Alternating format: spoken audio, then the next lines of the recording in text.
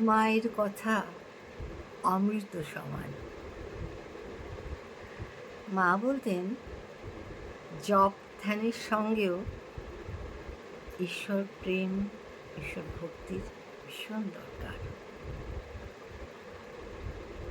যদি বলো আমি এত কাজ করলাম, এত জপ করলাম, কই কিছু তো পেলাম না,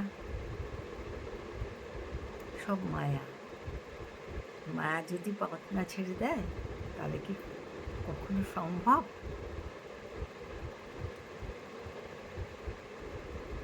এই যে কৃষ্ণকে যারা পেয়েছিলেন তারা কি জপ ধ্যান করে পেয়েছিলেন?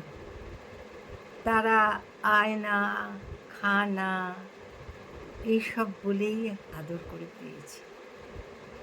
সবচেয়ে বড় হচ্ছে প্রেম, ভক্তি এবং বিশ্বাস।